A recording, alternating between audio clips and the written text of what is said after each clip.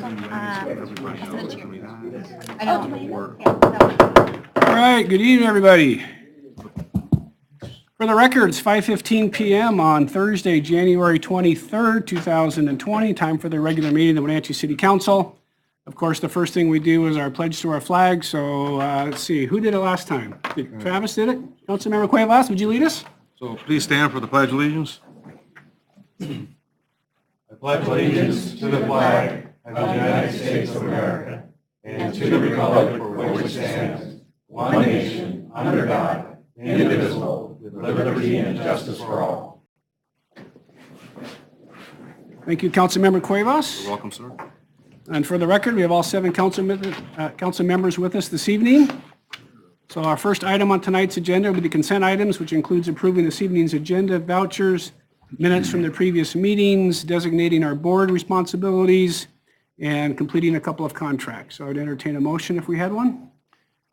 Your Honor, I'll make a motion to approve the agenda, vouchers, and minutes from previous meetings, and a motion to approve resolution number 2020-03, designating voting representatives on behalf of the city to various communities, boards, councils, and organizations, and a motion to accept the work performed by the contractor, Nationwide Mutual Insurance Company, on behalf of Bianca Construction on City Project number 1409, Mission and Crawford Improvements, and further authorize the mayor to sign the final contract voucher, and a motion to accept the work performed by the contractor, Nationwide Mutual Insurance Company, on behalf of Bianca Construction on City Project number 1611, South Chelan Avenue Sidewalks Phase 2, and further authorize the mayor to sign the final contract voucher.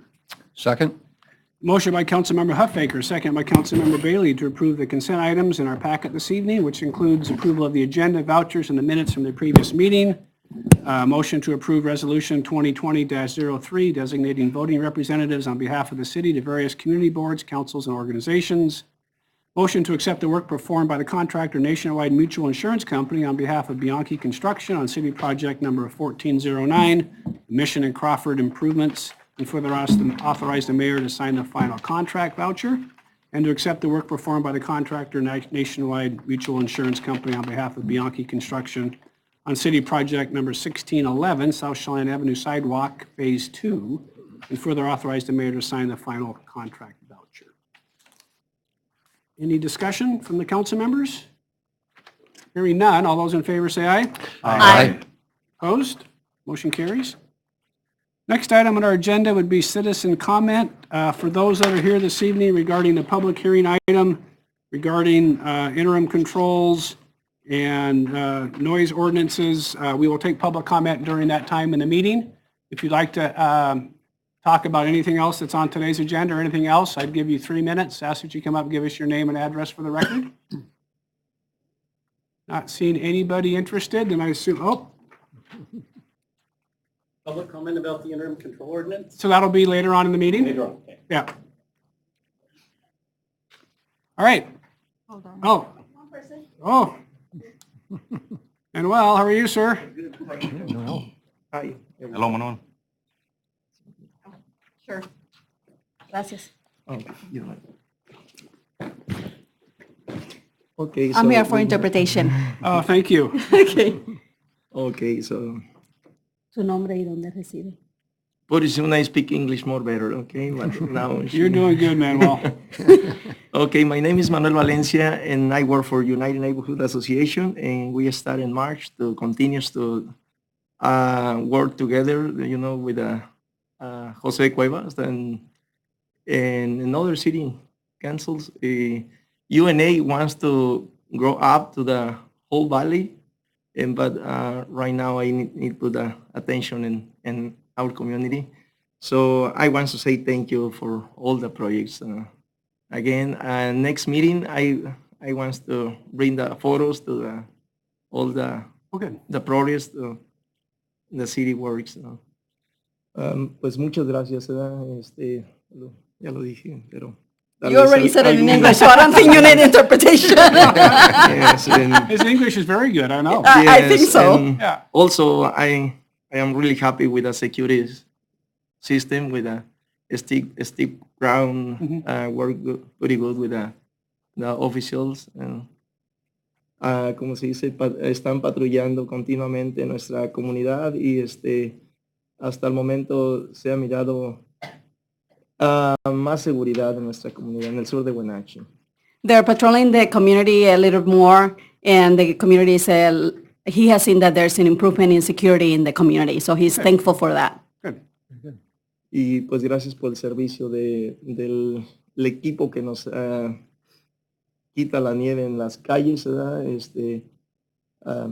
Estamos contentos con todo el servicio de la ciudad. Thank you for the snow removal team that is taking care of the roads, and he is very happy with that service as well. Y pues estamos en lo que se pueda apoyar, cuentan con nuestra ayuda. Estamos en conexión con José Luis, que es el que nos representa ahora en el sur de Wenatchee. You can count on our support for whatever you need, and we're very happy that Jose Luis is here representing us, and we will be working with him. Thank you. So, right. Thank you, Manuel. gracias. Thank you, Manuel. And Manuel, congratulations on your daughter being one of My the daughter. top 10 kids. Oh, really? Yes. Oh, Manuel, good job. Yes, it's very excited it's the first time when attended this meeting. Oh, wow. And I start recording when that one go up and I started my video. I see that more people take the cell phone. Okay, it started. And the second is my daughter when congratulations, Carmen Valencia. Oops, wow.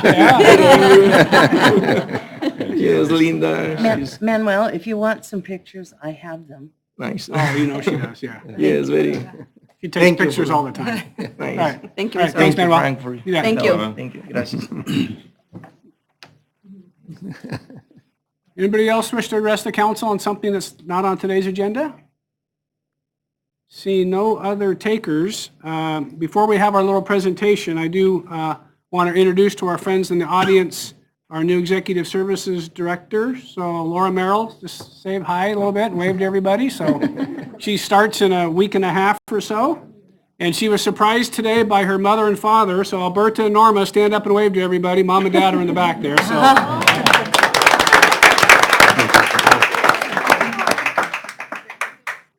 All right, so presentation by Kenny Sturgeon and the Wenatchee Valley Museum and Cultural Center. Come on up.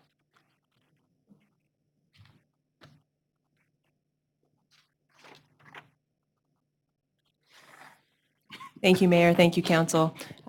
This is my fall update. Okay. I'm just a little late, and I apologize. I had some family emergency, and then with the holidays, things just got kind of crazy. So a little brief, just what happened this fall at the museum, and then a really high overview of what's happening 2020 for the museum this year. So we were very busy this fall, because really who wasn't, because fall's a really busy time of year here, I've noticed. Our exhibit My Sky closed in January 4th, and you have the whole list up in the presentation of the different programs that happen, but what I really wanted to let you guys know is that our exhibit attendance from October 4th, 2019 to January 2nd, 2020, January 4th, sorry, 2020 was 2,602. Just people coming to see the exhibit. And just in comparison, same time last year for our other fall exhibit, the Edward Curtis exhibit, which was a fantastic exhibit as well, it was 1,559. Wow. So we had a 67% increase in visitation. And I was really happy to see that, because in museums, you have this idea that we need to get things for kids and things for families and things that are interactive and engaging and more sciencey. And I thought, well, let's bring this and see if attendance shows that, because if we have the same attendance or less attendance, you're like, maybe we don't need to look at that. Clearly, there's a need for it in the community, and clearly this was a very popular exhibit. I mean, you can't really go wrong with NASA, let's face it, but it does help my team think on some directions for where we need to go with both our temporary exhibits and then as we look to upgrade our permanent exhibits. So this was very, very helpful. Our related programming we did this fall with this exhibit, we served about 1,300 people through our programs. Last year, same time, about 263. Now, granted, we did a lot more programs around My Sky than we did with the Edward Curtis exhibit, so that had a huge amount to play in that. But overall, it was just a very successful time for us. And I would say I work Christmas, so my staff can have Christmas time off. And so my office is right by the front desk. And I kept thinking, dang, there's a lot of people here at Christmas time compared to last year. And so I just checked the numbers for the last 3 weeks of the year. And we had 951 people come to see My Sky. Same time last year, we had 333. So it was actually super busy. And I thought, maybe I'm just ignoring that what's happening the rest of the time. But it was really good to hear just kids yelling and screaming and having a good time throughout the museum. A few other things that happened around the museum this fall. We held our annual Dia de los Muertos celebration. It's a celebration that happens on the 1st of November, runs for about 2.5 hours in the evening on that day. This year we had nearly 800 attendees. Last year in comparison we had 450. So we are looking very closely this year at strengthening some partnerships that we have already to see how we can make this more of a community-wide celebration that we are just a participant of. And so more venues are open and more spaces are open, because quite honestly, it was anyone from the fire department, close your ears. It was a fire code issue for me, because it freaked me out a little bit seeing that many people in 2 hours in one space. So we're hoping to really work on some partnerships for that particular program to really help it grow around the community and not just based at the museum. We created and hosted 2 sold-out murder mystery dinners. Someone on council told me they were super popular last year when I said we were going to try this, and we actually sold them both out, which was kind of amazing, and like a month ahead of time, which doesn't happen in Wenatchee. People told me this when I started, and I said, no way. Seriously true. Y'all make up your mind to go somewhere like the day it's Who was the happening. council member that got that right? Lyle? I don't think, no, it wasn't Lyle. Okay. Mike? So, yes. Mike? Okay. Yep. So he gets points for that. We're doing our next one in February out at the Wells House. And finally, we did the Haunt again. This is the second year that we've done the Haunt, and our attendance for that event nearly doubled this year. Last year it was 983, and this year it was 1,800. So I think it's just building an audience for that, and it makes me really happy. I will never see this program because I will not go somewhere that is just going to scare the heck out of me. And I just don't. I will sell tickets for it, and I will welcome people, but I will never see the program. But I do think that it serves an audience that the museum doesn't reach very well, which is particularly young adults without kids, or even young adults with kids who find a babysitter who don't come to a lot of our programs. So it's a really nice audience for us to be able to reach. This year in 2020, the main thing we're working on right now is strategic planning. I think I mentioned this last time I was here. So far, we have talked with our strategic planning consultant, Bruce Eldridge, has talked with the staff. He's done board interviews. He's interviewed several members of the community one-on-one. We are doing 4 community listening sessions for our strategic planning. We did one last night down at the Wenatchee Community Center. We're doing one tonight at the museum at 7 o'clock, and then we've got 2 next week, Wednesday, Thursday, in East Wenatchee at the City Council Chamber, and then at the museum again on Thursday. So it's open to anyone in the community. Please come by, and if you have time, share your, obviously not tonight, because you guys will be in council, maybe next Wednesday. Share your thoughts on what you'd like to see the museum do and grow and become in the future, and how it can best serve the community. We'd really like to hear that from you. Our MLK Day Multicultural Festival was January 18th, and we had about 450 people. It is less than we had last year. We also had a lot of snow dumping on us, and thankfully it went away, and I looked out at about noon and there was sun all over the place, but we do think it had some impact on people who tend to do things earlier in the day. Right now we have the Hartsfield Quilt Collection, which is a family quilt collection, and quilts date from Miss Molly, who was a slave in Tennessee in 1850. All the way up to the present day. And they're beautiful, beautiful quilts. And it's only up for 3 weeks. So please come by if you get a chance to see it.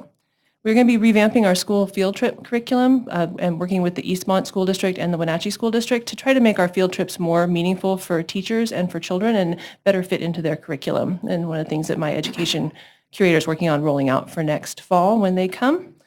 We are also working on refreshing our Coyotes Corner, which is our space for small people, so preschool kids, ages about 2 to about 5. We're really looking at it to try out some new hands-on ideas, some more science-based ideas up there, and just get a feel for what works, what doesn't work before we really invest heavily on some new permanent things for that exhibit. So that's what we're working on, big level this year. A bunch of other small things always happening at the museum. Love to hear if you have any questions or any comments or any more information I can get you, please just let me know. And welcome, Mark, thank you for joining our board. Thanks, Kenny. Any questions? Exciting to see the numbers on a year-over-year basis. That's really exciting. Yeah, hope it maintains. continues. You're doing some great work. Thanks, Linda. Thank Any you. questions for Kenny? All right, All thanks for right, being here. thank you very much. You bet. Thank you. All right, so we've got 4 action items before we have our public hearing, so we'll work our way through those. So the first is regarding a consultant agreement for Kenzie's Landing. David? And Lincoln Park, I guess you've got 2. Yeah, thank you, Mr. Mayor, Council. Good evening. Dave Erickson, Parks and Recreation Director for the city. The first item, actually both items you've heard several times before about the projects. We're getting a little closer to actually implementing those. So the first item that we have is we're requesting a motion to authorize the mayor to sign or to negotiate and sign a consultant agreement for the engineering and construction management of the Kenzie's Landing project. So this project, we did a request for qualifications, request for qualifications project process end of last year. It took about a month to do. Through that, we got 6 submittals for this particular project, and we had an evaluation committee review all of those, well, that's this stack right here of proposals. And through that, we evaluated the firms based on the qualifications of the firm, the project understanding, schedule, timeline, budget, and experience with similar projects. And through that process, we came up with a ranked list of the submittals. And through that, Pacific Engineering ranked the top out of all of the groups.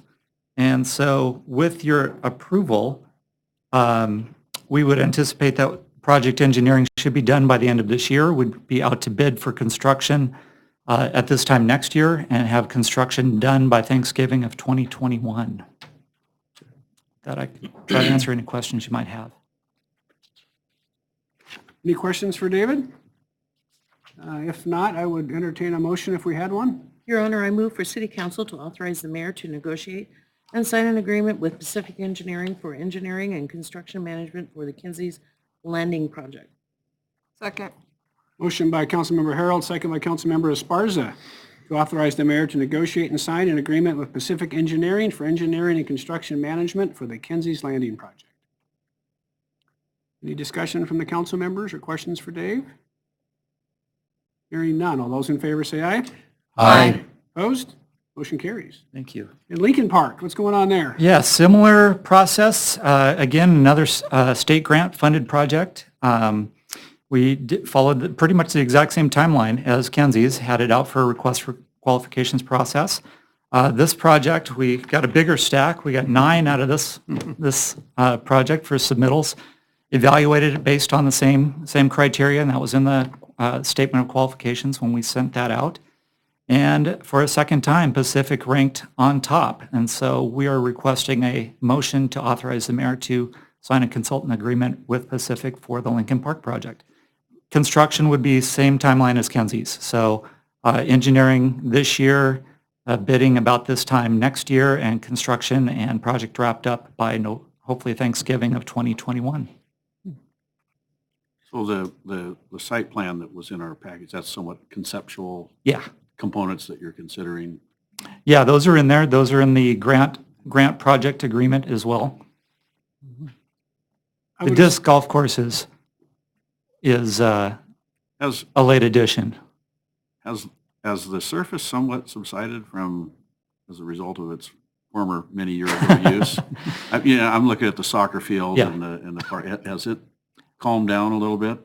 You know, it's still settling. One of the things that we have planned for the soccer field is we're not going to excavate down, we're going to build up.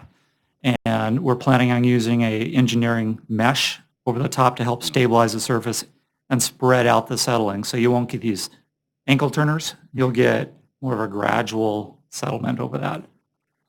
I assume that's kind of similar to the improved parking, is to try to subside some of the upheaval. Yeah. And is the stage being reoriented? Stage, the plan is to pull it down a little closer to the parking lot, slide it over a little bit so it's centered on the parking lot so we have better access, and then also reorient it to take better advantage of the slope. Yeah. Because it does slope off more to the east, it's more steeply.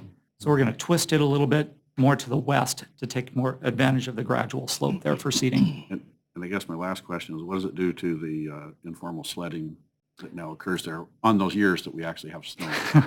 Yeah, sledding will still be there. In fact, it should improve it by moving the restroom out of the way and then also moving the stage over a bit. It's going to open it up a bit more. Oh, good. Are we going to have a basketball hoop there? No basketball hoop in this phase, no. And obviously, the play area is down, so there'll be no play area for all of next year, and then get one in the first part of 2021. Is that the thought? Yeah, it'll probably be mid-year 2021. We're on the play area and the spray park especially. Part of the consultant work will be to do a couple of public meetings to find out what folks want to see in the new play area out there. Got it.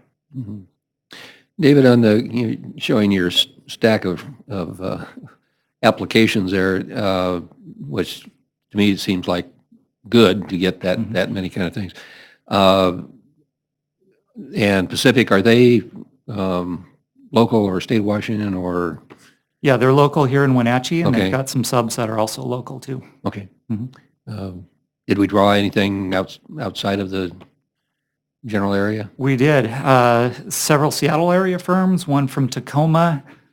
I'm trying to think where some of the others, one from Spokane, a couple of the subs, one was from Alabama, one is New Zealand of all places. I don't know how they would work that. Quite a commute. Yeah, exactly. All right. Well, good. That's good to see we're drawing Mhm. from that big of a range. Good. Thank you. All right, any other questions for David? If not, I entertain a motion. One more question. Yeah. Is there going to be the parking lot on Parkway on the corner out there above the baseball fields? Is that going to be redone too? Not on Parkway, no. The one on that's kind of just street front Yeah. parking? No, not in this phase. The two parking lots that we were look at, I think it's Medhow on the west, that parking lot, and then the main one on Crawford would be restriped or striped. It's never been striped. All right, any questions? If not, I would entertain a motion. Well, Your Honor, I move for the City Council to authorize the mayor to negotiate and sign an agreement with Pacific Engineering for engineering and construction management for the Lincoln Park project. Second. Motion by Councilmember Bailey, second by Councilmember Cuevas, to authorize the mayor to negotiate and sign an agreement with Pacific Engineering for engineering and construction management for the Lincoln Park project. Any discussion? Hearing none. All those in favor say aye. Aye. Abstain. Opposed? You're going to abstain? I'm abstaining. For the record, Travis is abstaining. Thank you. All right. 6 in favor, 1 abstention. No against. All right, next item is, thanks, David. Next item is an interlocal agreement for cell phone forensics. Hey, Captain, how are you? I'm doing just fine. I'm Brian Chance with the Wenatchee Police Department. Appreciate you having me here. So as the mayor stated, I'm here to request City Council approve the mayor or approve Wenatchee Police Department's entering into an interlocal agreement for cell phone forensic examinations. A little bit of background on this. This would be a renewal. We're actually under a current interlocal for the same process, but this is an update due to some changes at the head of several agencies around the valley that are involved in this interlocal agreement. The company that we work with here is called Celebrate, and they provide us software that allows us, when we're doing criminal investigations, to extract information from cell phones, whether that be from witnesses, victims, suspects that might be involved in the case. It's not any magical, access that we're given. We get, when we're talking about suspects, the access comes through authorization through a search warrant or consent, potentially, if we're talking about a witness or a victim, to access information solely related to the investigation that we're conducting. So that's the request. We've been in this interlocal agreement since about 2017, and there is some financial component to this. However, I'd like to point out that as part of renewing the interlocal agreement and talking with some of the forensic examiners that represent our local agencies, we're actually doing away with one of the licenses. So the overall cost to each individual agency is actually being reduced under the new direction that we're going with this. We are the lead agency, so we administer the initial payment, which is then dispersed and billed out to each of the involved agencies that are portions of the interlocal agreement. Everybody pays their equal share, not just for the licensing for the software, but also any hardware upgrades or anything like that that's associated down the road. So the $6,700 or so is split 4 or 5 ways then? That's correct, Mayor. And that's a reduction, if my memory serves, from about $8,600 total cost. Excellent. You have an estimate of how much this has been utilized in the past? I mean, how many cell phones have actually been turned over to? That's a difficult question to answer because it does vary based on the investigations that we're doing. At times, we don't have any waiting. There have been times in the not too distant past where we've had 10 or 15 that have piled up and are waiting to be analyzed by either our forensic examiner or another examiner from another agency. So I apologize, that's difficult to answer because, again, it does fluctuate. Yeah, my curiosity was how well we're utilizing it. So if we're doing 10 a year, 20 a year? I would say we're easily getting access to that many phones per year. And again, this is utilized through not just investigations through suspects' phones, but also through victims and witness phones. So if, for example, in a single investigation, we have a suspect and a victim, and for whatever reason, we can't get access to the suspect's phone, we can work through the victim's phone oftentimes to get the exact same information that we would be getting from the suspect's phone if we're talking about, just an easy example, a text conversation between the two.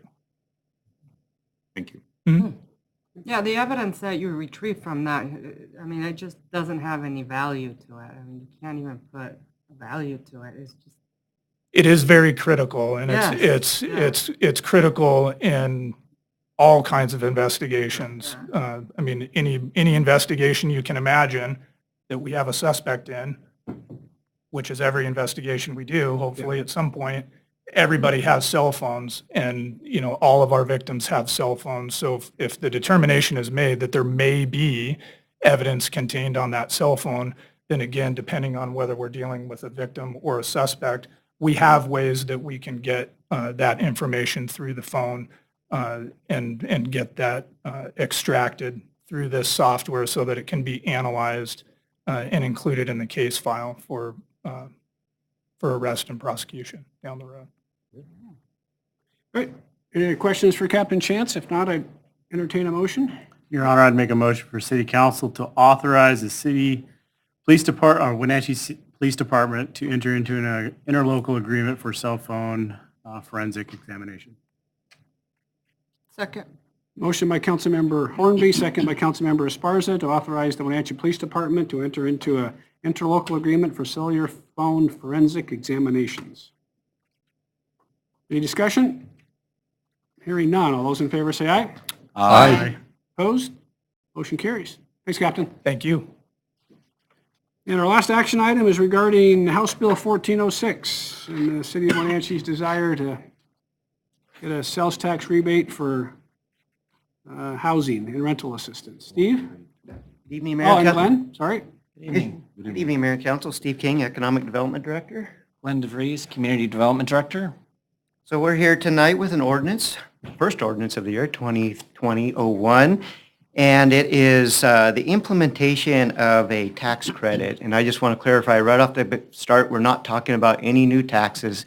The tax credit program, which allows money to be returned to the city that's collected by the state to be used for affordable housing. It originated from legislation in House Bill 1406, commonly referred to as the 1406 Affordable Housing Program. And so back in September, I believe it was, the council adopted Resolution 2019-39 declaring the intent to take advantage of this program as part of the statewide effort to address the affordable housing crisis. The way it works is for 20 years, if you pass this ordinance for 20 years, we will collect 0.0073% of our gross retail sales, which is about 1.2 billion. So that it's equivalent to $85,000 to $90,000 a year in today's dollars that we will collect annually to be put in a fund or an account specifically designated for affordable housing and uses authorized under the law. So anything to add, Glenn? Is that pretty?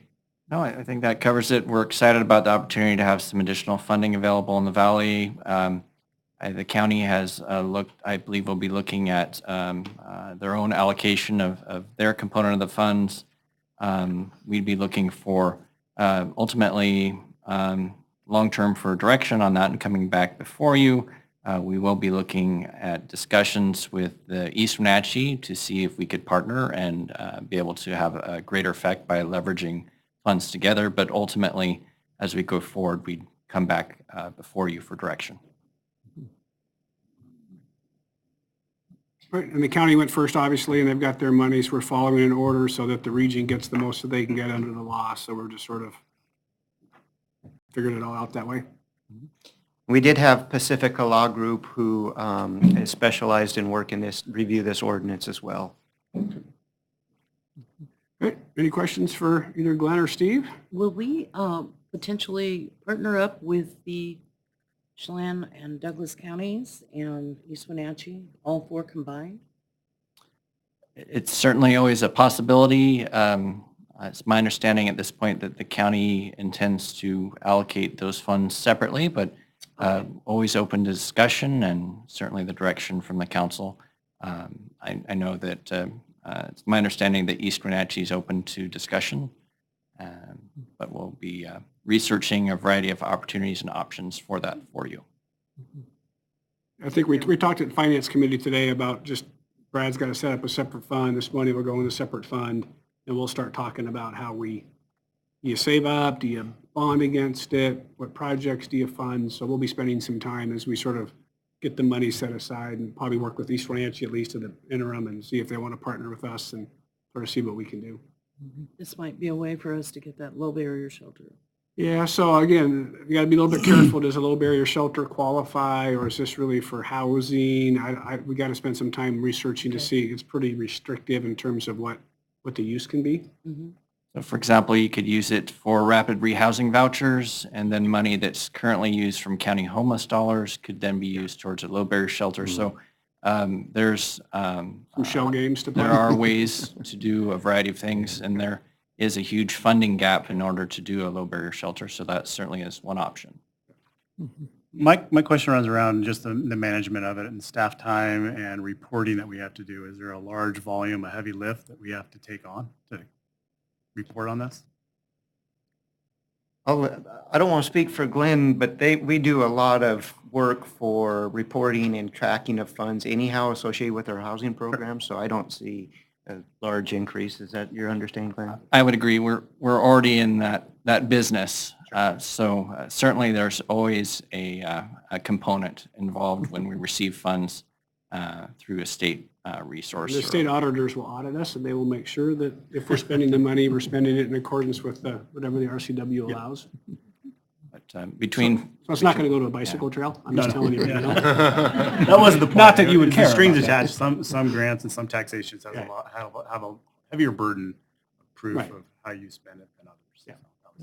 But we feel we've got a good track record and process to do it. There's certainly always that burden component of when you're working with something like that.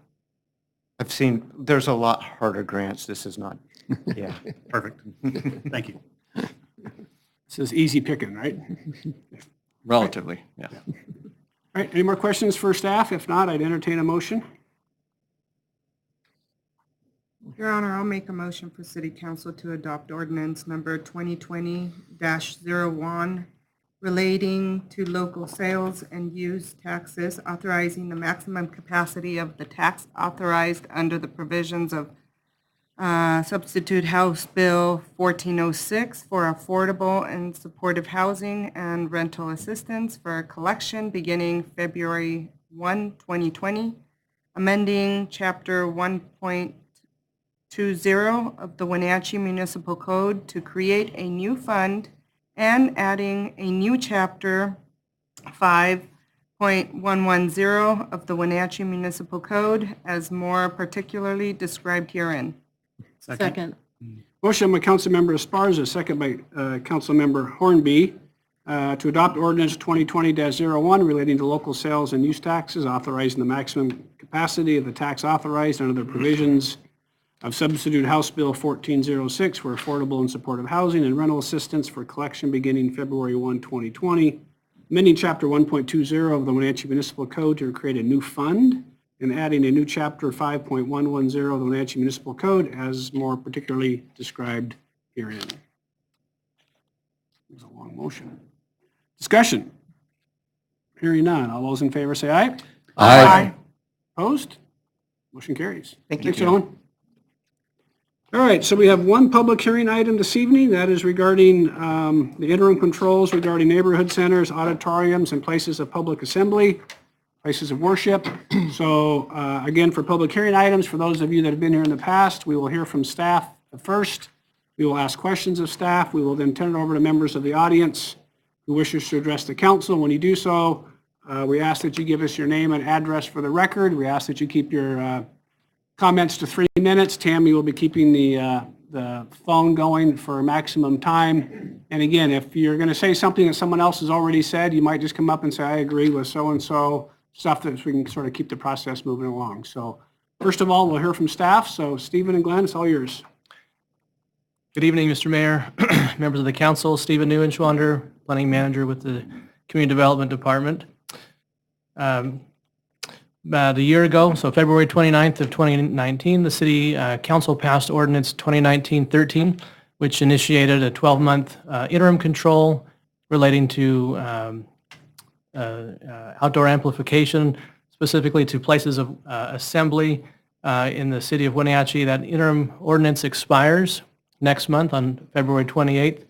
In November of last year, the council directed staff to prepare an extension for you to consider at your meeting here in January. The Planning Commission is working on this item. We've included on the slide the work program that the Planning Commission is working on that we discussed with you in November. So the Planning Commission has already had 2 workshops since then in December and in January. Next month, they'll be holding an open house as well as another workshop, and then a public hearing in March.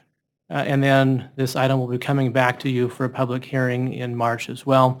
Also in February, on the 20th, we'll be coming back to you to report at your work session on the progress of the Planning Commission. So in response to your request to prepare an ordinance, we have done so, and staff has provided Ordinance 2020-5 that would renew the interim ordinance for an additional 6 months. Also in your agenda packet is Alternative 1, and that would extend the interim ordinance but would exclude places of worship from that ordinance. And also an option for you, of course, is to not adopt any ordinance this evening, which would allow the current interim ordinance to expire. Also an option for you to consider. Right. And irregardless of actions taken this evening, unless we receive direction otherwise, the Planning Commission will continue to work on a recommendation for you on this matter. And with the several new council members here, just a quick rationale why it's taken a little bit longer. We did a sign code and housing code update last year. Our consultants had some unforeseeable delays. We added additional public input process, which was really beneficial, and so it put us behind a little bit. And so that's why we were here before you, had that discussion with you in November. And then this evening, you can choose to give us direction on this matter. So I have one question. So you mentioned the fact that if the council does nothing this evening, then the interim controls will lapse on February 28th of 2020, and then we just have our current ordinances as they apply, which would be our current noise ordinance, all the current ordinances that we have would continue to take effect until sometime as the Planning Commission came to us and this body agreed to do something different. Is that not correct? That's correct. Correct. Okay. Any questions for? My question is if we extend the interim and the planning commission completes their findings and public hearings and we make a decision, then the new code would go into effect and the interim control would be ended at that point, correct? That's correct. So the ordinance, if that were following that timeline, the ordinance that you would adopt would include a cessation clause to the interim control that would be superseded with whatever is adopted by the council. Thank you. Any questions for staff? Linda, Jose, anybody? All right, thank you, gentlemen. Thank you. Thank you. All right, so this is what we'll hear from members of the audience. So again, we would ask that you come up, give us your name and address for the record. Give you about 3 minutes. Charles, how are you, sir? Good evening, council and staff. My name is Charles Steinberg. My address is 2525 Lester Road, Wenatchee, Washington. Today I'm here in my capacity as Vice President of the Northwest Religious Liberty Association. We're an advocacy group advocating on behalf of people of faith throughout the Northwest in Washington, Oregon, Idaho, Alaska, and Montana. I would urge this council to either A, let the interim controls on places of assembly and places of worship to either expire, or B, adopt the version that excludes places of worship. And the reason I'm urging this is that for 2 main reasons. The first reason, the council may or may not be aware, that the federal government back in 2000 passed a law called the Religious Land Use and Institutionalized Persons Act of 2000. And that law states that no government shall impose a land use regulation that unreasonably limits religious assemblies, institutions, or structures within a jurisdiction. I would like to argue that I believe that an outright ban on using sound amplification devices is a unreasonable limit in residential areas, especially when this council already has adopted, and previous councils has already adopted existing noise ordinances. The lawyers in the room would understand this notion called strict scrutiny, and the Religious Land Use and Institutionalized Persons Act actually requires that the government have both a compelling state interest in what they restricted, and the restriction imposed is the least restrictive way. You know, a total ban on something, that's not the least restrictive way. Our sister county has an ordinance, Douglas County Commission, they've got a noise control ordinance at section 8.04, and their noise control ordinance is based on decibel levels, something easy, something objective. So I'd ask the council to consider letting the interim control expire or adopt one that doesn't have these constitutional and federal law concerns. And thank you so much for your time. Thanks, Charles. And just so you know, the letter you sent to us, I forwarded to our city attorney, so he's got that as well. Okay, I do have extra copies. Thank you. Okay, thanks, Charles. Yes, sir. Good evening, Mr. Mayor, members of the City Council, and also members of the Planning Commission. My name is Russ Cagle, and I live at 2904 Alvista Place, and my house is located right next to the Grace City Church building site. I'm speaking tonight on behalf of the Lower Sunny Slope Neighborhood Association. 2 years ago on Easter morning, my wife and I were awakened at 7:30 a.m. to the window shaking noise of bass guitar. This was happening about 50 feet from our bedroom window. Noise from the Grace City's amplified rock band continued most of Easter Sunday. When the rock band wasn't playing, there were various people speaking on amplified microphones. The entire surrounding neighborhoods were subjected to this event. We can only imagine as an association what it will be like during their grand opening ceremonies, which will likely happen in the next 6 months. And as an association, in response to the combined churches letter dated November 15th of 2019, we want to make clear it is not our goal to prohibit the following: celebration of life events, living nativity, Easter egg hunts, Summer Vacation Bible School, the Wenatchee Back to School Clothing Drive. We don't seek to end these or any other related activity. We just don't want to be subjected to amplified outside noise. Also, we fully understand the church's claim to First Amendment rights. We also ask that our privacy rights as homeowners, which are guaranteed under the Constitution, also be kept in mind. And finally, our neighborhood association attorney, David Bricklin, advises us that as a general rule, government cannot do anything that would provide any group, religious or otherwise, with a special benefit or penalty. And our question as an association is this legal to exempt churches from the extended 6-month ordinance? I appreciate you guys' time for really looking at the ordinance, the noise ordinance, the temporary one. We hope you'll make some sort of a permanent noise ordinance that works for everybody. I also have a quick statement from a neighbor that can't be here. Is that okay to read that? Okay. Thank you. This is from Jim Ethier, and he's on Peter Street. I don't know his exact address. He lives just up from us. And Jim says this: I'm very concerned that there will be a special category for places of worship. On face value, this appears to me to grant special rights to one group over another. That is, religious groups over any other assembly. I oppose this apparent motion to be made at City Council this evening, Wednesday, January 23rd. I support the interim noise ordinance by the City Council and its referral for study and recommendations by the Planning Commission as moved in City Council in February 2019.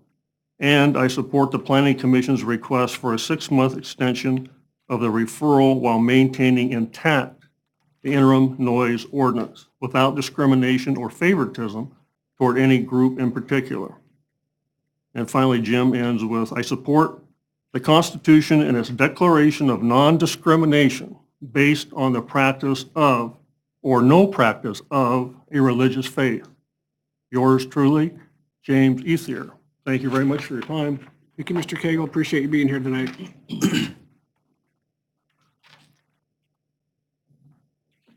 Yes, sir. Mr. Mayor, Councilman, my name is Mike Wilson, lead pastor of Sage Hills Church in Wenatchee, address 3669 Diana Way, Wenatchee, Washington. My church has been in existence in our valley for over a century.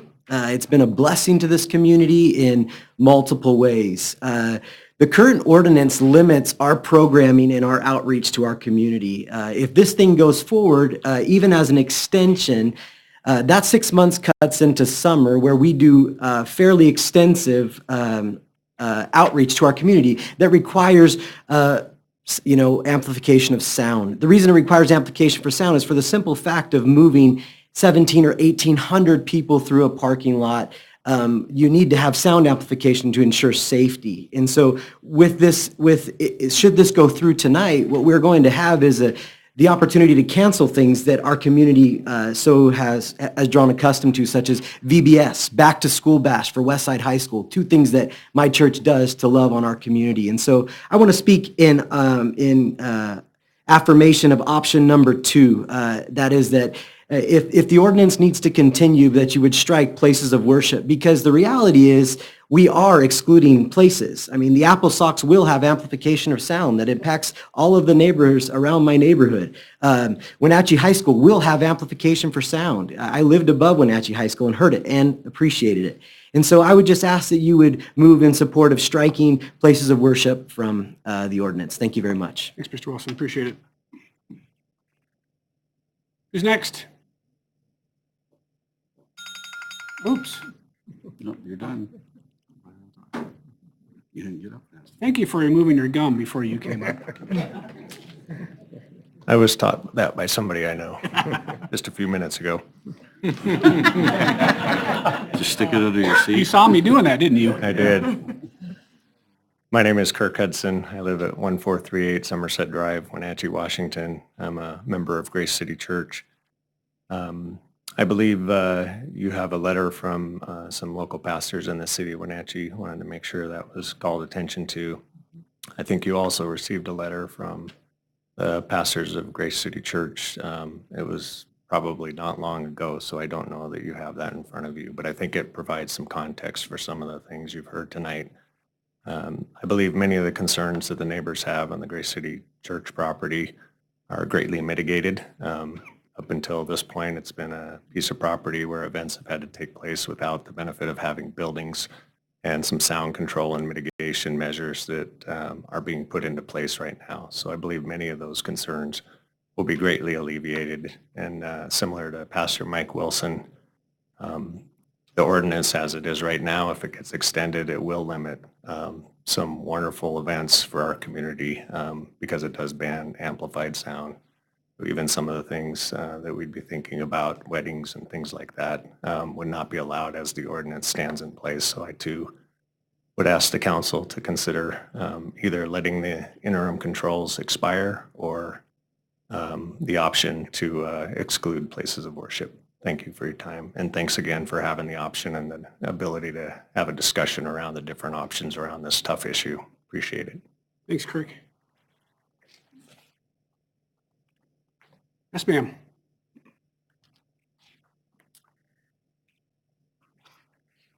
My name is Kathy Cagle. I live at 2904 Alvista Place here in Wenatchee. Mr. Mayor and councilmen and women, when I looked up the boundaries for the city of Wenatchee, I realized that my property is located in Chelan County, abutting Grace City Church property that is within the city of Wenatchee. The proposed noise ordinance exemptions will greatly affect me and my other Chelan County residents living near this site.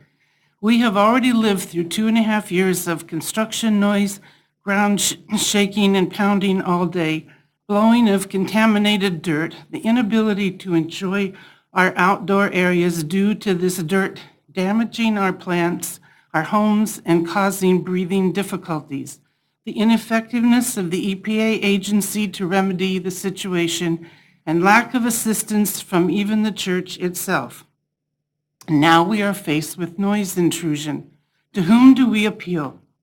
Please consider that to allow churches a 6-month exemption from compliance to the proposed noise level ordinance is tantamount, to subjecting all neighborhoods in Wenatchee and surrounding levels of noise intrusion that should be considered unacceptable.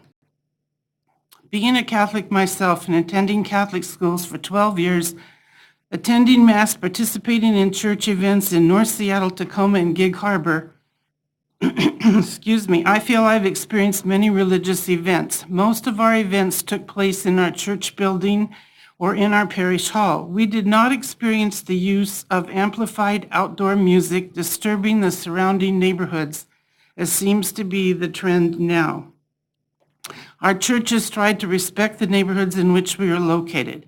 I encourage the city of Wenatchee and the churches to remember that part of our Chelan County property taxes are used to help make Wenatchee such a beautiful place to live, which attracts people here and thereby attending those churches. Thank you for your time. Thank you, Kathy.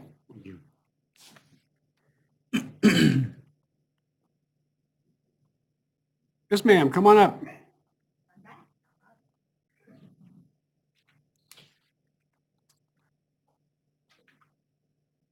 Hi, my name is Bernie Hani. I live at 195 Sun Valley Drive. I am not in Wenatchee city limits, but once again, this is impacting the county of Chelan residents. I have a couple of questions or maybe comments today, and I don't think, I personally believe everyone needs to worship in the way that they would like to do so. I see no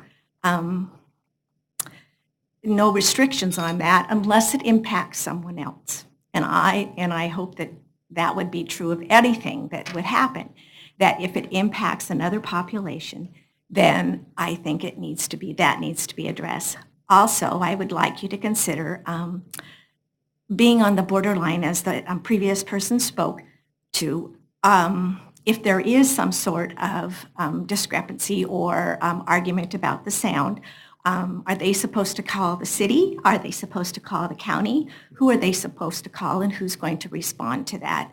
Because there probably will be. I see conflict occurring simply because it will probably occur. And bass and booms and drums and whatever seems to be the way now, and those will impact people's quality of life. If we're concerned about light pollution, we should be concerned about noise pollution. Those two go hand in hand, and I think they both need to be addressed by the city, even though it's almost a county issue once again. That's pretty much it. Thanks, Bernie. All Appreciate right, it. thank you. Anybody else wish to address the council on this item? Hi, Tom.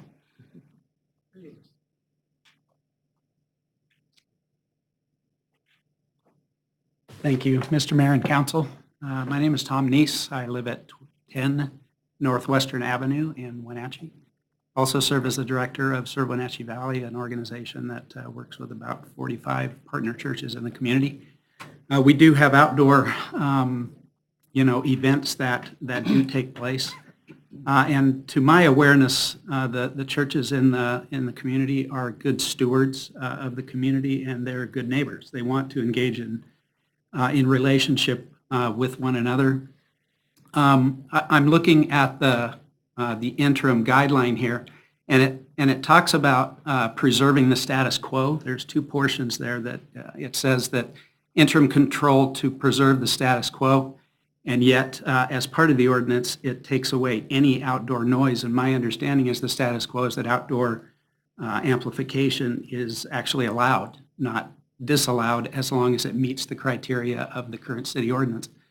And so additionally, I look back at 2000, I think it was 13, and the process that East Wenatchee went through when there was an all-night gathering and neighbors were struggling with the noise at the Relay for Life. And the mayor and the city council at that point determined that neighbors needed to work things out. They needed to figure things out. They didn't step in, and essentially they sent the council back to the community. I think we live in the kind of community that can work things like this out, and that churches and neighbors can have conversations, whether their philosophical or religious beliefs are in line with one another or not. And I think that's the kind of community that we want to be a part of that can work things like this out. So I would ask the council to let this expire. Thank you. Thanks, Tom. Anybody else wish to address the council before I turn over to the council for any action they may be willing to take? See no other takers unless you go quick. Hi, Josh. Oh, we got two. So I run a quick meeting, so if you don't get your hand up, we're going to start deliberation, so. Josh McPherson, 2138 East Richford Road, Monitor. And full disclosure, I'm lead pastor of Grace City Church. Grateful to the council for the chance to address this issue, and didn't think I was going to share anything, but wanted to follow up on something I heard my neighbor Russ say that I appreciated in terms of not wanting to have something put in place that imposed unnecessary restrictions on the many churches in town doing great stuff. It feels as if this impetus is in part because of the event we hosted 3 years ago in April 2017. And so I'd appreciate hearing him say that, because it's been my concern that we would have done something that caused something to start that negatively impacts hundreds and hundreds and thousands of folks in churches in town doing good things for our community, hosting life-giving events. We do get the privilege of hosting these events at kind of the highest and lowest points of humanity, weddings, funerals, this and that. And I think the churches in town do that well. Also wanted to speak to the letter from the pastors. We were asked for our input, and so that was our attempt to give it. But so much is lost in a letter, and I had multiple pastors tell me today, would you make sure to let the council know we're grateful for them, we appreciate what they do. Those nuances are sometimes lost in a letter, and so I wanted to share that. And then lastly, I did shoot a letter to the council and planning commission today, as well as our neighbors, hopefully explain some context for that event that is feels like the impetus to this, and just assure them that it was a one-time event 3 years ago. We're not going to do anything like it again because we have a facility now, and we don't want to be annoying. We want to be good neighbors. It's kind of a big deal to us, like our boss says we have to. And we think being a good neighbor is not a burden but a privilege, and that's going to be our attempt at every turn. So for dialogue, which I feel like we're doing tonight, that's productive and respectful, of which I really appreciate from my neighbors and from the council. So thanks for the opportunity to be involved in the process. And if there's any questions about Grace City Church or what we plan to do in the future from the council or my neighbors, would love to make myself available to enter into that dialogue so we can process and work towards a mutually beneficial outcome, which I'm sure we can. And obviously, I would request for option 2 or 3, but I'm here to love my community and serve our neighbors, both in the community and the ones we live right next to, regardless of the outcome of this evening, and I wanted to make sure to affirm that. So thank you, Mr. Mayor, for your time. Thanks, Josh. Yes, ma'am.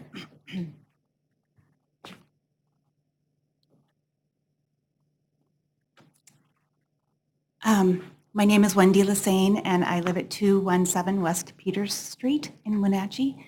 Thank you for having this open forum and letting us come and talk. We really appreciate it. Thank you, Pastor, for your reaching a friendship there. I am glad to hear that there won't be another event like that because it rattled the china in my buffet. At the Planning Commission meeting last week, Kurt actually had a good point with the church, and that was the exclusion of churches from any sort of noise ordinances or special favors for noise ordinances with the church, with churches. And after talking with our attorneys, we know that the government cannot give special privilege to just one group, just as it can't discriminate or exclude a group. And if the city decides to go ahead and give special privileges to this group, I'm afraid of what legal action might come from that. My second point would be, I believe I read the packet, and you wanted to, if I understand correctly, Mr. Mayor, you wanted to have them go back to the regular section 6A.4 with the new ordinance, is that correct? Or with the change, with your number 1? Yeah, there's 2 options for the council to consider. That's, right, the actually, alternative. There's 3 options. Right, the alternative version of the ordinance. Right. It was my understanding that you wanted the old noise ordinance to stand. Yeah, it would still stand, I think, yeah. Right. Yeah. There's a paragraph in there that causes concern. It's paragraph 2, loud and raucous or frequent, repetitive, or continuous sounds created by musical instruments, audio systems, band sessions, or other devices capable of producing, amplifying, or reproducing sound which unreasonably disturbs or interferes with the peace, comfort, and repose of another, and can be clearly heard by a person of normal hearing at a distance of 50 feet or more from the property from which the sound originates. In my opinion, this is very subjective and it's very vague. And I don't think it works in the favor of the neighbors or in the favor of the church if there's a question called about the level of sound coming from an event that they might hold. So thank you, Wendy. That's all I have. Yeah. All right, anybody else wish to address the council on this particular matter? 3, 2, 1, done. All right, so we'll turn it over to the council for any action they may be willing to take. So you have 2 choices in front of you, which would be draft motion number 1, there's draft motion number 2, or there's the do nothing option. So obviously draft motion 1 would continue the interim control. Draft motion 2 would continue the interim control and exclude places of worship. Doing nothing would then cause the interim control to lapse on February 20th, at which time our standard noise ordinances would be in play, which has been our noise ordinance for I don't know how many years, but a long time. And the Planning Commission would continue to work on this issue and perhaps bring something back to us. So I think those are really sort of three options for you guys to consider. Mayor, if you don't mind, I would like to ask Glenn, I know during Planning Commission meeting last week, the question of the noise came up, and it's come up here again tonight. Glenn, can you clarify our current code? I know there was some decibel levels and distances from the noise that is in our existing code. Do you remember those numbers off the top of your head? I apologize for catching you short-footed like this. I'm sorry I don't have the noise ordinance in front of me, but it's not based on decibels. It's more of a disturbance standard within 50 feet, as was discussed by the last public member. It's more of a,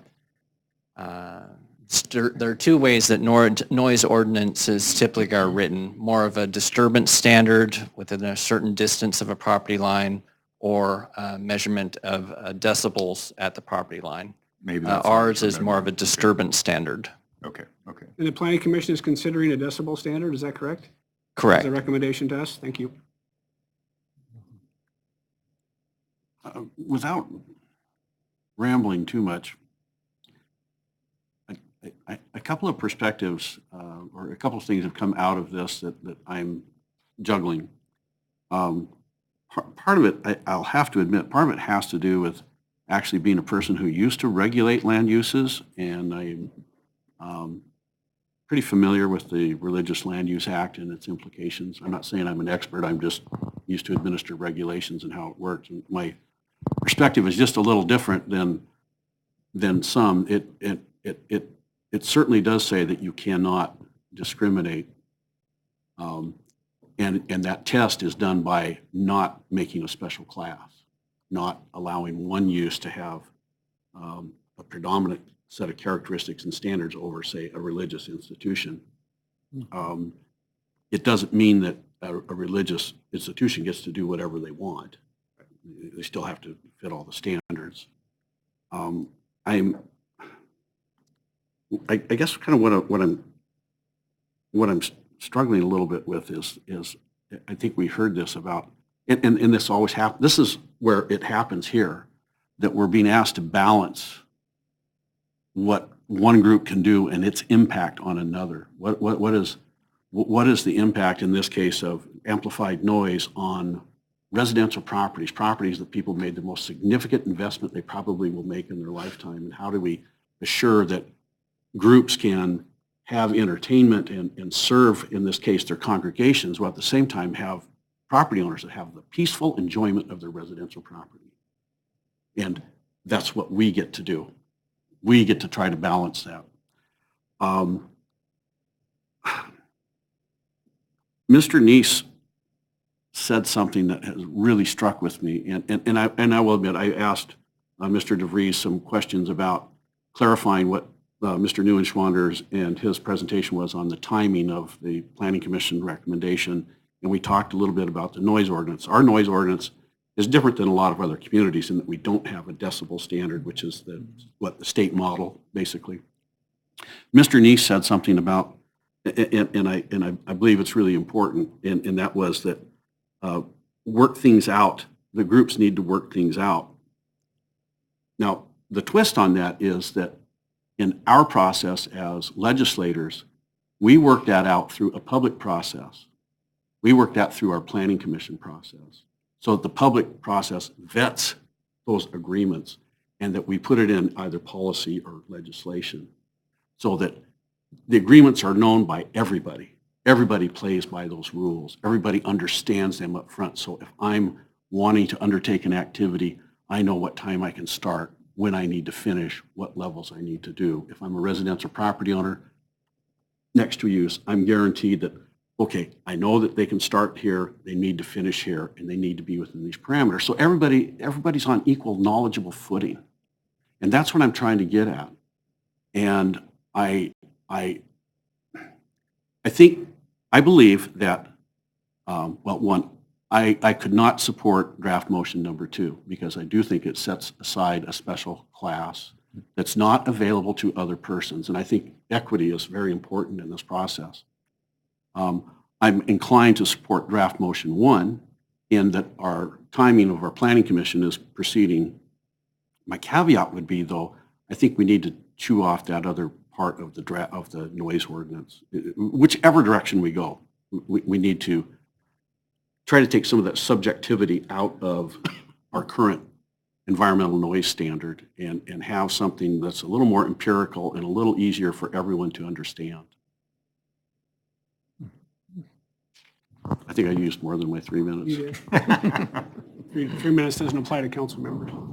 Well, I can tell you that what we heard at Planning Commission the other day, that's exactly what they're trying to do, is come up with something that's a little bit more solid. And one of those elements would be to actually have some professional equipment brought in to evaluate the amplification to see if it's going to fit that standard.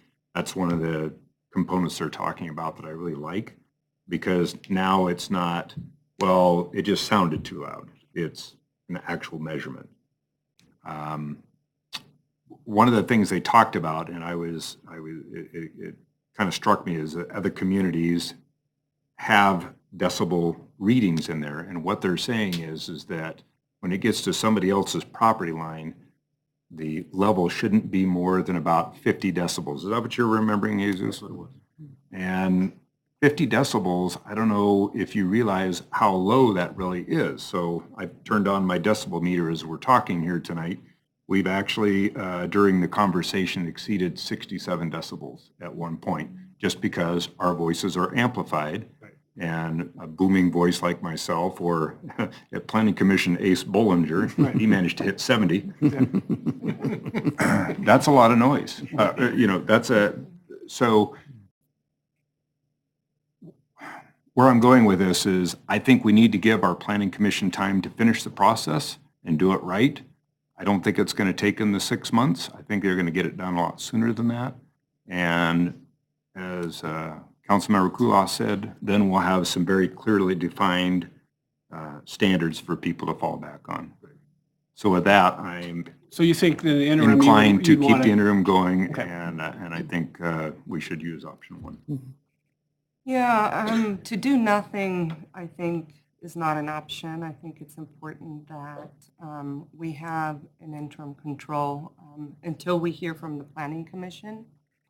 At the same time, I agree that, churches, they're different than, just the regular, business or a group who's trying to publicly assemble, because they're not in the business of using, amplification all the time. When churches use it, somebody said it was 3 years ago, on an Easter Sunday. It's not like they're doing it, every day. So I understand where the churches are coming from and why they would like to be exempt, but I also agree with what Councilmember Kulas said. It's about fairness. And I just want to wait for, the results from, or the, whatever the recommendations come back to us as in regards to, what should we have on a more permanent basis. I think some of the most important things is making sure that we have the rules so everybody knows where to play. And having it done in a timely manner. Continuing to extend this and continuing to extend the ban puts pressure unduly on everyone. They don't know what to do. So I think doing nothing is doing something. We are initiating our original rules of noise ordinances. Everybody knows what those rules are. We wait these maybe 6 months, but we know what those rules are. But complete banning for the next 6 months, I don't think is the right approach. People need to do business, whether it's in religion or in their households. But if we have rules we already have been playing by before, we should continue to enact those rules. Get recommendations from the Planning Commission and implement those at that time. Or debate them, right? Or debate them. Yeah. Yeah. I'll never say this publicly, but I agree with Travis. I think we have rules. You all heard it. We have rules for a reason. Our noise ordinance would go back to whatever our noise ordinance is. It would allow the folks that I'm just going to make up, if Grace City wanted to have an event on March 15th, our noise ordinance applies to them, right? And if they're doing amplification that's bothering the neighbors, they're going to call the city police, they'll show up. And at least we got a chance to see how it works. You're going to sit here and put the moratorium on for 6 more months. Maybe the planning commission takes 6 months. This is a complicated issue. And we still don't know how it's going to affect the neighbors. We don't know what the events are going to be. It seems to me like we should, one of the ways you sort of find out is you remove the interim control. You say it's the rules that are in city code 6A-40, and we adhere to those while the planning commission does their work. And so I am one who thinks that allowing this to lapse doesn't mean failure in any manner. It just says, what are the rules going to be in the interim while we figure this out? And understanding the reason why we put these rules in place a year ago and where we're at today are two different spots. And I sort of feel like we've just gotten into, but I get, you know how many votes I get on the council, right? But if I remember correctly, one of the reasons why we put the interim control was because we were concerned, for example, a wedding venue, popping up in the middle of a residential area if we didn't have an interim control, which can potentially still happen. And they would be in the business of amplification all the time. And so that's why I think that it's important to continue it. But let's clarify that. If they did that, and they violated our current noise ordinance, they would be shut down because they would be violating our current noise ordinance, correct? Eventually it would be, yeah. But that's why we put this interim control. I remember that, and I hear both arguments. All right, let's hear from everybody else who wants to talk, and then we'll see if we have a motion and a second and discussion. Well, Keith, I guess to me is that the current system, because it is, I forget the term that Glenn used there, but basically it's a judgment call. If you call the police and they come out, depending on which officer you get, may say, yeah, turn it off. Some other ones say, well, it isn't that bad.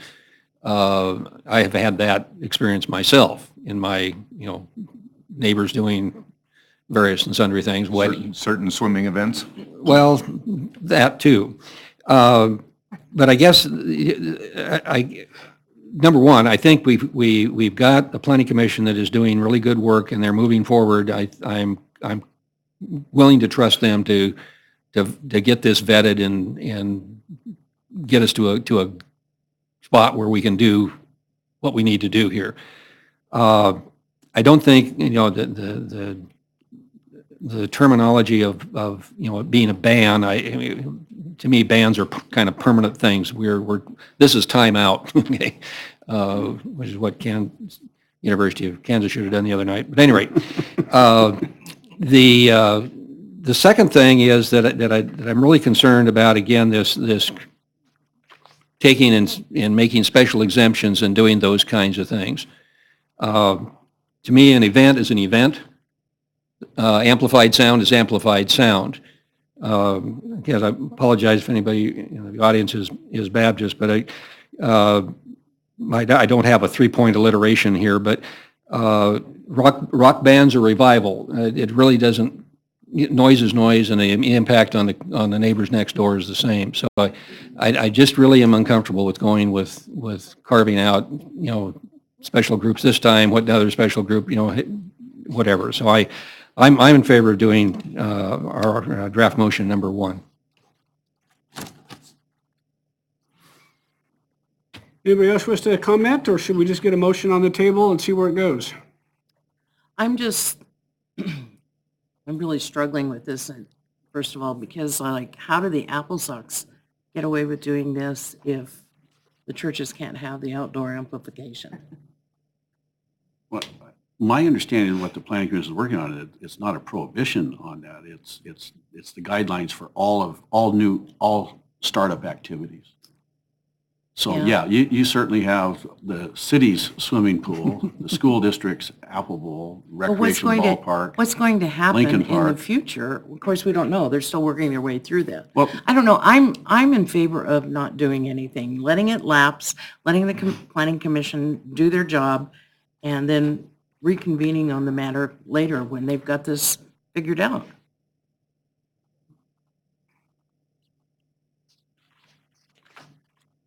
well, let's move off the table and get on the floor. Great.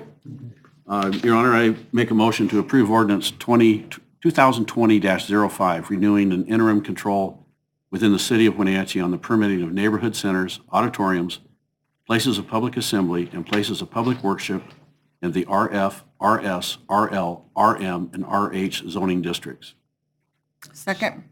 Motion by Councilmember Kulas, a second by Councilmember Esparza to approve ordinance number 2020-05, renewing an interim control within the city of Wenatchee on the permitting of neighborhood centers, auditoriums, places of public assembly, and places of public worship in the RF, RS, RL, RM, and RH zones. Discussion? So let's talk about this a little more. Let's talk about our existing venues that are doing existing things and how this affects them. So we talked about it a little bit, that this was more geared toward new startups. So if there's a group that has already been doing something every year, does this affect them as long as they're not expanding what they've been doing? I believe at Halloween, we brought up trunk or treats and things like that, and the decision at that time was, it's okay. City Been Attorney, doing you it. over there? How are you, sir? Good. So those that are currently doing things have been for a long period of time inside the city limits that have amplification outside, they still have the rights to do that within our noise ordinance? Well, it could be a legal non-conforming use. Right. I think we'd have to analyze that case by case. But something like the Apple Bowl, for instance, at the football game. Yeah. It'd be hard to ban that at this point. Right. Apple Sox, baseball game. Yeah. Yeah. Yeah, I mean, because we pretty well accepted that behavior or that use for this entire time. Yeah. Those are no different. I mean, they're classified differently, they're treated differently. Yeah, I'm just asking about our noise ordinance and how that would be, how we would apply. And I know the folks at the church on Fifth Street called us at Halloween because they do an outdoor Halloween party, and they said, well, can we still do it? And I think we told them, our staff said, yeah, you can still do the same event you've done before, just don't violate our noise ordinance. Don't take it out further than what you've already been doing. Yeah. So that's practically what we've been doing. Again, no one's come after us and asked us if that was legal or not. That was just our practical approach. So then my other question is, we're looking at the work plan with the idea of having another public hearing with City Council on March 26th. Are we at that point looking to put a final ordinance in place, or is that still just, do we know what our end date looks like? That is our proposed end date, to have an ordinance before you.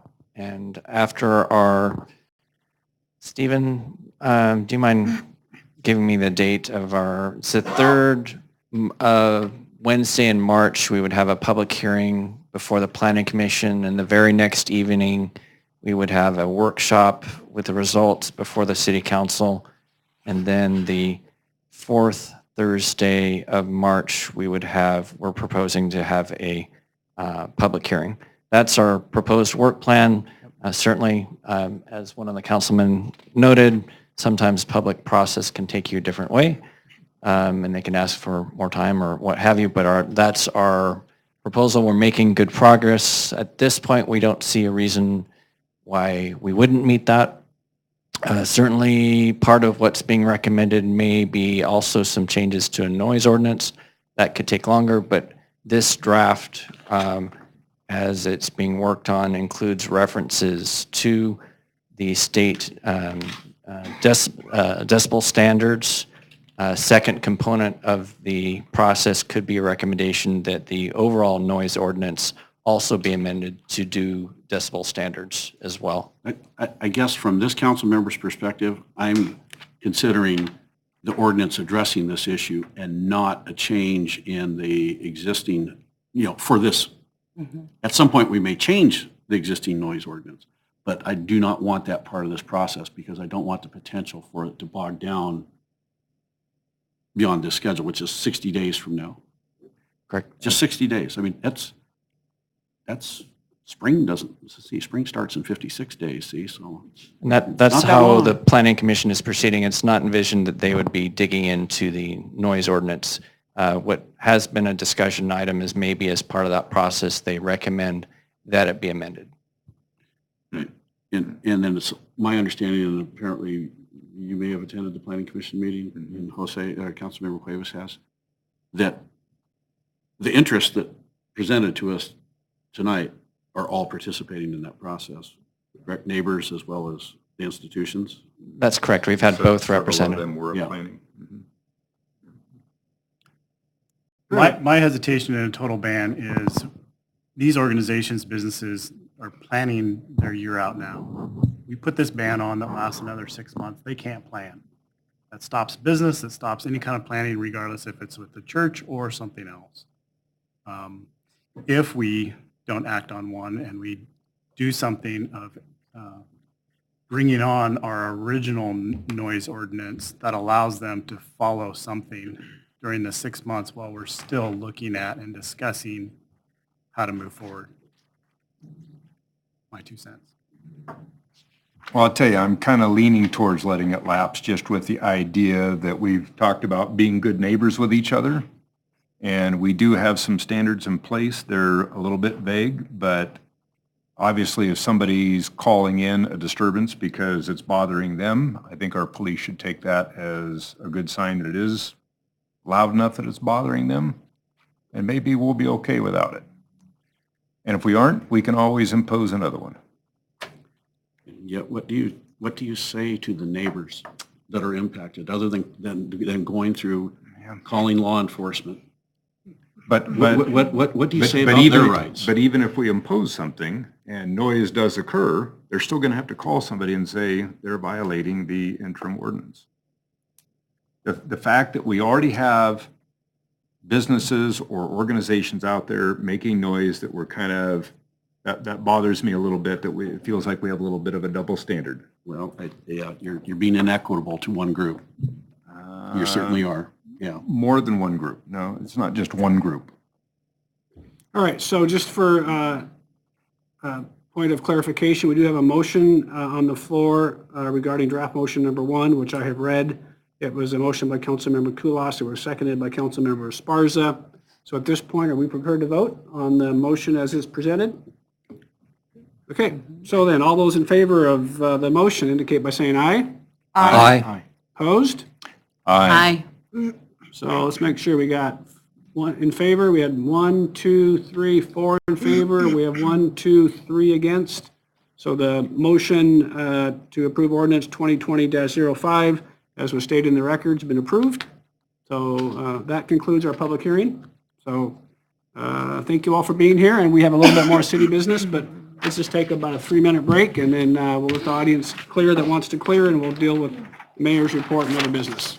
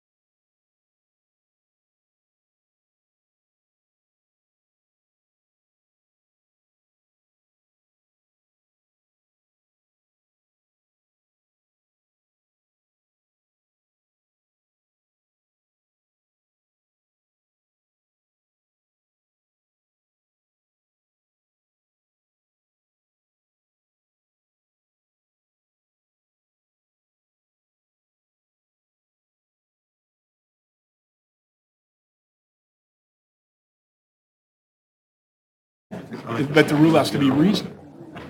Are we on? All right. So mayor's report, obviously, today we had our directors, finance committee. We welcomed Laura to the city, did a little bit of media outreach on that. So for those of you that don't know, we emailed all the city folks, city employees yesterday, and then, so they got a 24-hour head start, and then we did a press release this morning. So she's got sort of 5 hours of city. I told her she didn't have to stay for the meeting, and she could go out to dinner with her parents. So I think she stayed for some of it. But we won't see her again until a week from Monday on February 3rd is when she'll start. So we are excited for that.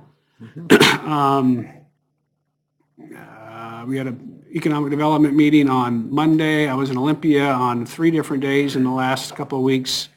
Our housing bill is sort of floating around over there. I testified on the House version, and in the Senate put in the same version, so I went and testified there on Monday. They work on Martin Luther King Day, by the way. It's a very busy place because most of the folks that are usually working on that day were there working the Olympia crowd. So really, other than that, I don't really have anything else for the good of the order, just sort of the normal stuff that we're working on. And I noticed in the packet today, when we adopted our council packets, the names were not on it, so I made sure that we printed one out. When she put the header on, I had to blocked count it. over. Yeah, what number are you? Okay, so that's why you have this one here, so that's the official one of the record. Sorry. And there is one change, the Chelan Douglas Health Board starts at 3 o'clock, not 4. Okay, and you've got that, Tammy? Yeah, I talked to her about it. Okay. All right, council members, anything for the good of the order? Well, you mentioned, or Ms. Sturgeon mentioned the ML King Day, and sorry I missed your presentation on the awards. But So I was leaving and I saw you walking in. Okay. Yeah. Good event again. Yes. I missed some of the groups that used to be there, some of our diversity groups that used to be there, but there seem to be newer ones. I'm always fascinated by the Renaissance people. You know, and actually Saturday or Sunday, and would it snow Saturday, was that? Yeah. Yeah, it snowed Saturday. It snows every Saturday, Martin Luther King, it just does. Or maybe it was Sunday that they were out at Washington Park doing their reenactments. It's always great to see that Sunday's their day. park used for so many different uses, including that.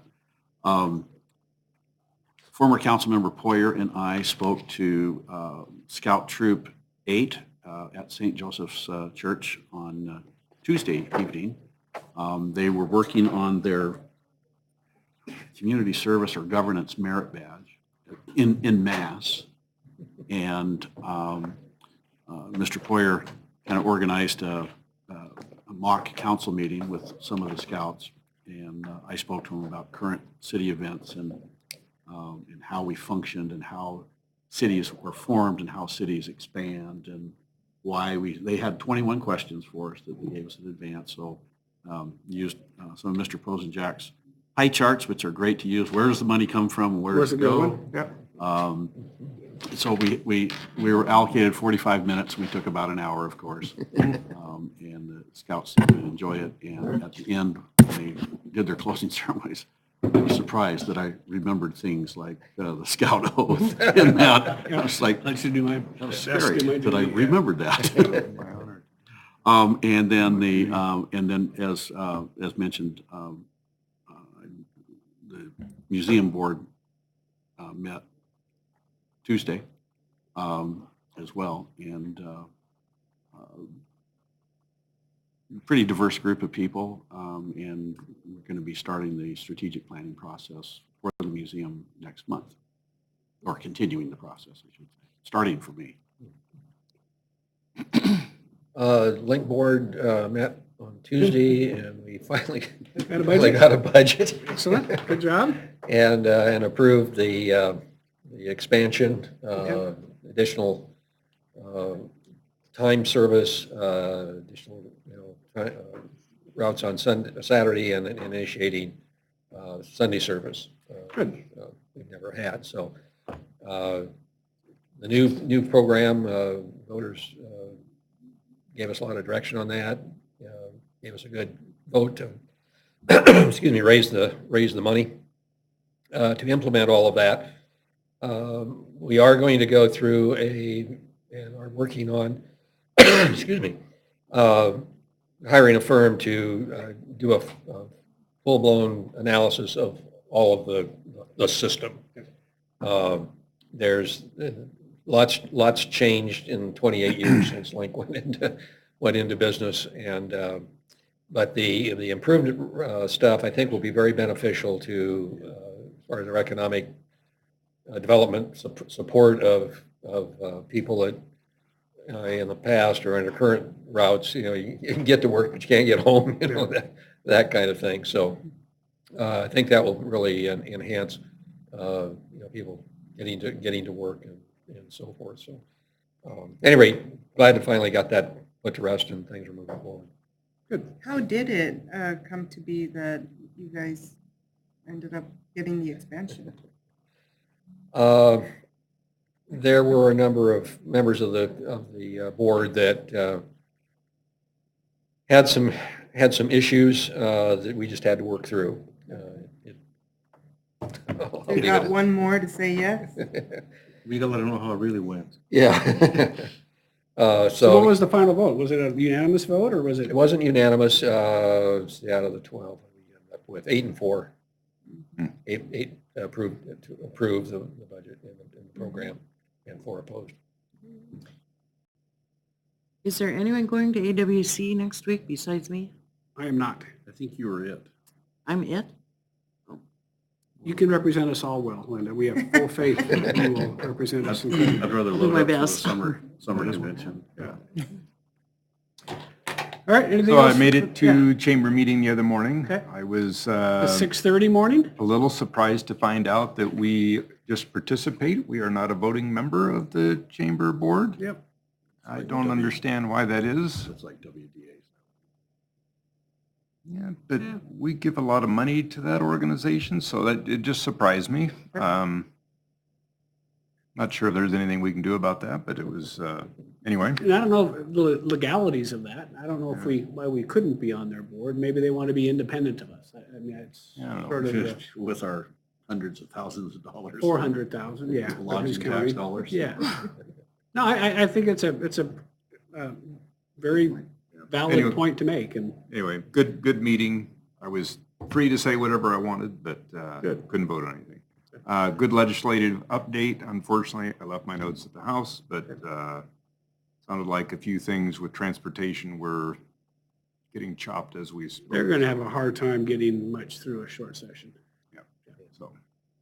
So Travis and I did the tour at the treatment work. Excellent.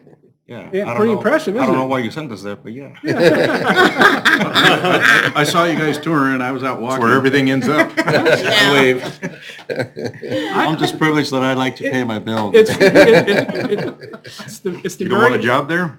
it's the very essence of local government, isn't it, if you really think about it? Fascinating technology. Yeah, how gotta they start at the make back that end. end up in the river clean is, Yep. I don't even get it. Travis, how was the water? Did you taste it?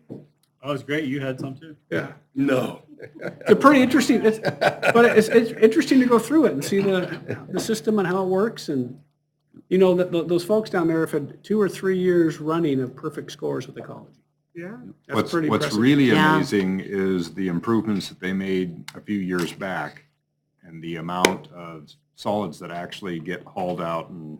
Way reduced. Yeah, it used to be dump truck after dump truck after dump truck, and now it's like One every 2 weeks or something? Yeah. Yeah, it's pretty. amazing improvement. And no chlorine going into the river.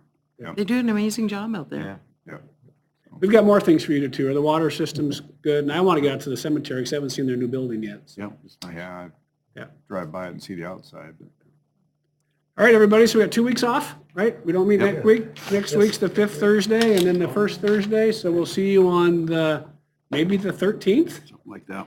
Yeah. Thursday. So, but we're around working, so if you have any questions, you know how to find us, but we'll be in regular session again on the 13th, which means we will have your packets to you the Thursday before. And that Right. worked well this week. That was Okay. nice. You know, Thank you. we did have to have a late revision, but that's fine. Okay, perfect. I appreciate it. Thank you, All everybody. right, we're adjourned.